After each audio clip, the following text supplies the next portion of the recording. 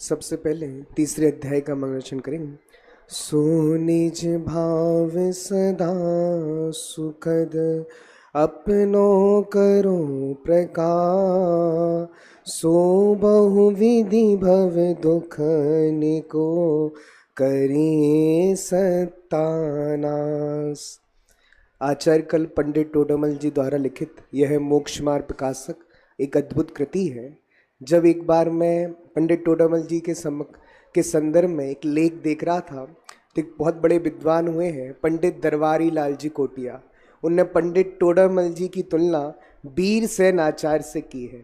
तो मैंने उसको पढ़ा और जब पता चला तो उन्होंने बहुत सुंदर तर्क दिया कि जब सर्वप्रथम सठखंडागम ग्रंथ लिखे गए और बाद के काल में उसको पढ़ने का प्रचलन थोड़ा कम हुआ तो वीरसेन आचार्य ने धवला ग्रंथ लिखकर फिर से सठखंडागम को जीवित किया था। वैसे ही नेमीचंद सिद्धांत चक्रवर्ती आचार्य ने गौमठ सार, जीवकांड, कर्मकांड आदि ग्रंथ लिखे, लेकिन वह दुरूह थे, प्रायः उनका पढ़ने का प्रचलन थोड़ा कम हो रहा था। तो पंडित टोडरमल जी ने सम्यक ज्ञान चंद्रिका आदि टीका लिखकर इसका प्रचार किया। तो दरबारी लाल जी कोटिया ने पंडित टोडरमल जी की तुलना वीरसेन आचार्य से की है। तब से इस ग्रंथ को जब मैं उठाता हूँ तो अंदर से बड़ी भक्ति और अहोभाव से भर जाता हूँ। ये ऐसे पंडित टोडरमल जी। देखिए, मेरा विषय है मोक्ष मार्ग प्रकाशक ग्रंथ में तीसरे अध्याय में ये ज्ञानावरण दर्शनावरण कर्म के क्षयोपशम से होने वाला दुख और उससे निवृत्ति। इस विषय को 3 बिंदुओं के आधार से हम देखेंगे। पहला बिंदु है कि ज्ञानावरण और दर्शनावरण कर्म के क्षयोपशम से जो हुआ इंद्रिय जनित ज्ञान है वह मिथ्या दर्शन आदि के सहचर से दुख का कारण होता है। दूसरा, अज्ञानी जीव उससे बचने के जो उपाय करता है वह सब खोटे उपाय हैं। और तीसरा, इन दुखों से बचने का सच्चा उपाय क्या है। प्रारंभ में ये प्रश्न उठता है कि क्षयोपशम किसका नाम है। तो आप सर्वार सिद्धि ग्रंथ में जाएंगे और अन्य जगह जाएंगे तो वहाँ बहुत जटिल परिभाषा दी है कि सर्वघाती प्रकृतियों का उदयाभावी क्षय, सदवस्था रूप उपशम और देशघाती प्रकृति का उदय। हम शॉर्ट फॉर्म में देखें, क्षयोपशम का मतलब है जितना हमारा प्रकट और ज्ञान और दर्शन है वह है क्षयोपशम। अब प्रश्न सहज ही उठता है कि क्षयोपशम जितना ज्ञान प्रकट है वह तो जीव का स्वभाव है, और स्वभाव दुख का कारण कैसे हो सकता है। यदि स्वभाव दुख का कारण हो तो फिर छूटने का कारण क्या होगा। तो पंडित जी यहाँ ज्ञानावरण दर्शनावरण कर्म के क्षयोपशम को दुख का कारण कह रहे हैं। उसका मूल तात्पर्य यहाँ समझने जैसा है कि ज्ञानावरण दर्शनावरण कर्म का क्षयोपशम दुख का कारण नहीं है, उसके साथ जिस जीव की इच्छा है, मोह है, वही दुख का कारण है। इसलिए उपचार से ज्ञानावरण दर्शनावरण कर्म के क्षयोपशम को दुख का कारण कहा है। इसको मैंने और आगम में तराशने का प्रयास किया तो समय सार के आश्रव अधिकार में 170 और 171 नंबर की गाथा की टीका में आचार्य देव ने ज्ञान गुण के जगन्य परिणमन को बंध का कारण कहा है। तो ये प्रकरण वहाँ से मैच होता है। बंध का कारण कहें या दुख का कारण कहें एक ही बात है। वहाँ भी ज्ञान गुण बंध का कारण नहीं है, उसके साथ जो होने वाला मोह है वही वास्तविकता में बंध का कारण है। पंडित जी प्रारंभ करते हैं और ये बताते हैं कि प्रथम तो इस जीव का जो ज्ञान है वह इंद्रियों से प्रवर्तता है। इसलिए मैंने नेत्र से देखा, मैंने स्पर्श से छुआ, इस प्रकार ये 5 इंद्रियों को अपने अंग मानता है। और इसके विषयों की इच्छा कैसी पाई जाती है वो पंडित जी ने एक उदाहरण दिया जो बड़ा प्रसिद्ध है, कुत्ते का उदाहरण।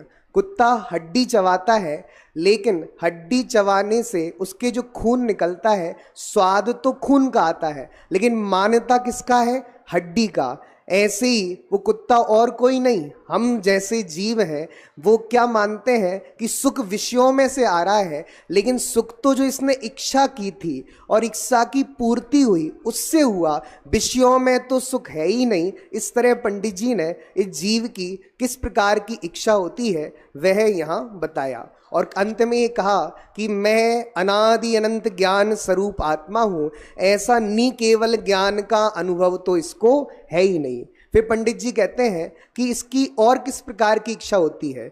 वहां इच्छा तो त्रिकालवर्ती विषयों को ग्रहण करने की है, मैं सबको देख लूं, मैं सबको जान लूं। पर ये कब संभव होगा? जब केवल ज्ञान हो तब तो सबका जानना संभव हो, परंतु अभी केवल ज्ञान तो है नहीं, इसलिए सबका जानना देखना नहीं होता, तो ये अत्यंत आकुलित होकर निरंतर दुखी बना रहता है। और उदाहरण दिए कि विषय सेवन की इतनी तीव्र आकांक्षा इस जीव को है कि मरण तक को नहीं गिनता। इस शास्त्रों के उदाहरण है कि हाथी हथनी के पीछे इतना पागल हो जाता है और कैद हो जाता है। स्पर्श इंद्री के लोभ की दशा देखो, रसना इंद्री के लोभ के चक्कर में वह मच्छ मांस खाने की इच्छा से जाता है और पकड़ा जाता है। ऐसी तीसरी इंद्री घ्राण इंद्री, घ्राण इंद्री के चक्कर में भौरा कमल के अंदर जाता है और कमल की सुगंध में इतना मशहूल हो जाता है कि शाम को कमल बंद हो जाता है और वह कमल के अंदर कैद होता है। सुबह हाथी आता है और उस कमल को खा लेता है। उस भ्रमर में इतनी शक्ति है कि कमल को चीर कर बाहर निकल जाए, लेकिन एक एक इंद्रिय की लोभी की क्या दशा होती है। फिर चक्षु इंद्रिय के लिए पतंगे का उदाहरण दिया और कर्ण इंद्रिय के लिए हिरण का उदाहरण देकर पंडित जी ने बताया कि 5 इंद्रियों के लोभी की ऐसी दशा है कि मरण तक को नहीं गिनता। और प्रवचन सार के सुखादिक कार के विषय को भी यहां उठाया कि जो इंद्रादिक है वो भी ऐसे विषय सेवन की इच्छा से पीड़ित है। अगर देवादि पीड़ित नहीं होते तो बताओ स्वर्ग को छोड़कर नंदनवन में रमने क्यों जाते? स्वर्ग में क्या कमी थी? और पंडित जी ने इसको समझाने के लिए उदाहरण दिया, जैसे कोई खाज रोग से पीड़ित हो, जैसे खुजली हुई हो, वह पीड़ा ना हो तो किस लिए खुजाए। उसी प्रकार इंद्रिय रोग से पीड़ित इंद्रादि आसक्त होकर विषय सेवन करते हैं, पीड़ा ना हो तो किस लिए करें। इस तरह यह जीव ज्ञानावरण दर्शनावरण कर्म के क्षयोपशम से इंद्रिय जनित ज्ञान है और मिथ्या दर्शन के निमित्त से दुखी होता है। अब ये दुख तो है और दुख से बचने का उपाय भी करता है, लेकिन दुख से बचने के जो उपाय करता है पंडित साहब कहते हैं वो झूठे हैं। पहला उपाय क्या करता है देखो, नाना प्रकार के भोजनादि इंद्रियों को प्रबल करने का उपाय करता है। मैं अच्छा अच्छा भोजन करूंगा, इंद्रियां प्रबल हो जाएंगी तो मैं विषयों का और सेवन करूंगा। फिर दूसरा उपाय करता है, अनेक प्रकार के विषयों को मिलाना चाहता है, स्पर्शन रसना। अब बताओ स्पर्श इंद्रिय के लिए कूलर पंखा एसी, तो विषयों को मिलाकर संयोग करके सुखी होना चाहता है। और तीसरा उपाय करता है, इंद्रिय द्वारा एक समय में एक ही विषय का ग्रहण होता है और ये ज्यादा ग्रहण करना चाहता है, अतः एक विषय को छोड़कर दूसरे विषय में झपट्टा मारता है। ये 3 उपाय करता है। पंडित जी ने तीनों प्रश्न खड़े किए और फिर तीनों का अलग अलग उत्तर दिया। पहला कहा, प्रथम तो इन सब का मिलना अपने अधीन नहीं है, महाकठिन है। इंद्रियों के प्रबल होने पर विषय ग्रहण की इच्छा शक्ति नहीं बढ़ती। इसको लगता है मैं अच्छा अच्छा भोजन करूंगा, तंदुरुस्त हो जाऊंगा तो विषयों को और अच्छा ग्रहण करूंगा। लेकिन पंडित जी कहते हैं विषयों का ग्रहण तो कर्म के क्षयोपशम से होता है, भोजनादिक करने से नहीं होता। अतः ये उपाय करता है वह झूठा है। फिर दूसरे तर्क को पंडित जी ने कहा, वहां संयोग मिलाता है, स्पर्श इंद्रिय के लिए कूलर वगैरह, वहां ये संयोग बहुत काल तक रहते नहीं है, अथवा सर्व संयोग तो मिलते नहीं है। ये दूसरा उपाय करता है, वह भी झूठा है। फिर तीसरा उपाय करता है, एक विषय को छोड़कर अन्य विषय ग्रहण करता है। लेकिन पंडित जी कहते हैं उससे क्या सिद्धि है, यदि मन की भूख वाले को कण मिले, किसी को मन की भूख है 40 किलो की और कण मिल जाए तो बताओ उसकी भूख शांत होने वाली है कि नहीं है? बिल्कुल नहीं। जैसे ऊंट के मुंह में जीरा, तो ऐसे इसके सारे विषयों को ग्रहण करने की इच्छा है, कदाचित एकाध विषय का ग्रहण हो जाए तो इसके सुख होने वाला नहीं है। पंडित जी ने प्रश्नोत्तर किए बड़े। इस उपाय से बहुत सारे जीव सुखी होते देखे जाते हैं, तो सर्वथा झूठा कैसा कहते हो पंडित जी? सुख तो नहीं, सुखी तो नहीं होते, भ्रम से सुख मानते हैं। यदि सुखी होते तो अन्य विषयों की इच्छा कैसे रहती? उदाहरण दिया, जैसे रोग मिटने पर अन्न औषधि को चाहे, उसी प्रकार दुख मिटने पर अन्य विषयों को क्यों चाहे? इसका मतलब इसकी इच्छा बनी रहती है। एक इच्छा पूरी हुई तो दूसरी इच्छा करने लगता है, इसका मतलब यह सुखी नहीं होता। एक और उदाहरण दिया, जैसे महाक्षुधावान रंक, उनको अन्न का एक कण मिला, उसका भक्षण करके चैन माने, उसी प्रकार ये महातृष्णावान, और इसकी तृष्णा कैसी है आत्मानुशासन में? आशा गर्ता प्रति प्राणी यस्मिन विश्व मणुपमम। इस जीव का आशा रूपी गड्ढा इतना बड़ा है, इतना बड़ा है कि 3 लोक की सारी संपत्ति भी मिल जाए तो एक जीव का आशा रूपी गड्ढे को भरने में समर्थ नहीं है। एक व्यक्ति के आशा रूपी गड्ढे में थोड़ी सी है, तिनके समान है। तो किस किस को कितना दें, आचार्य देव ने व्यंग किया। देखो, फिर प्रश्न किया, यदि कण कण करके अपनी भूख मिटाता है, उसी प्रकार एक एक विषय को ग्रहण करके अपनी इच्छा पूर्ण करता है, तो क्या दोष है? भैया हम धीरे धीरे एक कण कण करके कण इकट्ठा कर लेंगे, ऐसी एक एक विषय देख देख कर भोग भोग कर सुखी हो जाएंगे। तो पंडित जी कहते हैं ऐसा नहीं है। वे कण एकत्रित हों तो ऐसा ही मान लें, परंतु जब दूसरा कण मिले तो पहला कण निर्गमन हो जाता है, तो भूख कैसे मिटे? उसी प्रकार जानने में विषयों का ग्रहण एकत्रित हो जाए तो इच्छा पूर्ण हो जाए, परंतु जब दूसरा विषय ग्रहण करता है तो पूर्व का विषय ग्रहण किया था उसका जानना नहीं रहता। एक इच्छा पूरी हुई तो फिर दूसरी इच्छा, और जब दूसरी इच्छा पूर्ति करने में जाता है तो पहले के विषय को भूल जाता है। कदाचित कुछ स्मरण आदि भी रहता है, वह भी बहुत काल तक नहीं रहता। जैसे मैं आपसे पूछूं, आपने रसगुल्ला खाया था, कितने दिन पहले खाया था? समझ में आया? अब आपको पता नहीं होगा कौन से दिन खाया था, कितने बजे खाया होगा, तो वो स्मरण थोड़ा सा रहता है और कदाचित थोड़े समय बाद वो स्मरण भी गायब हो जाता है। तो ये विषय सुख ऐसे ही है। और देखिए, फिर आचार्य देव ने यहाँ आचार्य देव प्रवचन सार की गाथा यहाँ प्रस्तुत की। इंद्रिय सुख कैसे हैं? सपरम बाधा संयम विच्छिन्नम बंध कारणम विषमम तम इंद्रिये ही लब्धम तम सुखम दुखमेव तहा।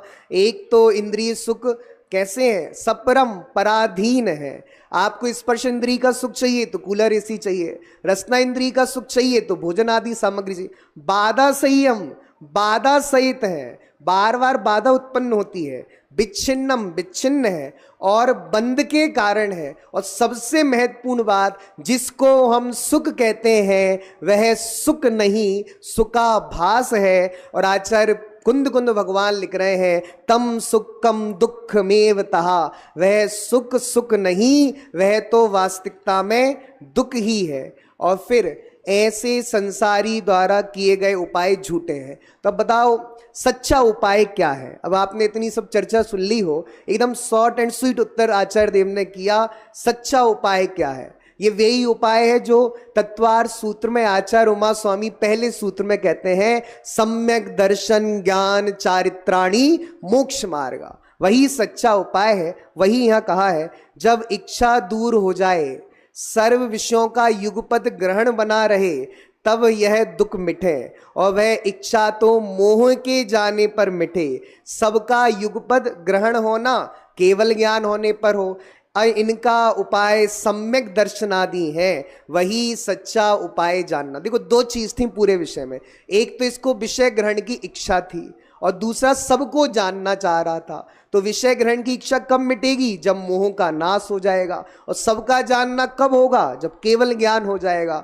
और ये सब कैसे प्रकट होंगे? जब सम्यक दर्शन ज्ञान चारित्र पर चलेगा। और अंतिम में एक बहुत गजब का प्रश्न उठाया, ज्ञानावरण दर्शनावरण के उदय से जानना नहीं हुआ, अतः उसे दुख का कारण कहो। क्षयोपशम को दुख का कारण क्यों कहते हो? जो हमें नहीं जानना हो रहा उसे दुख का कारण कहो। तो उत्तर देते हैं, यदि नहीं जानना होना दुख का कारण हो तो पुद्गल के भी दुख ठहरे। पुद्गल भी नहीं जानता, इसलिए ज्ञानावरण दर्शनावरण कर्म के क्षयोपशम से जो दुख है उसके साथ ये जीव अपनी इच्छा इंक्लूड करता है, मोह इंक्लूड करता है, वही दुख का कारण है। और जितना इसका उदय है वह दुख का कारण नहीं है। और देखिए अंत में कहते हैं, परमार्थ से क्षयोपशम भी दुख का कारण नहीं है। जो मोह से विषय ग्रहण की इच्छा है वही वास्तविकता में दुख का कारण है। पूरे विषय को समराइज करें तो कह सकते हैं इच्छा ही इस जीव के दुख का कारण है। तो आई कथमपि मृत्वा, कैसे भी हो, मर पच के भी हो,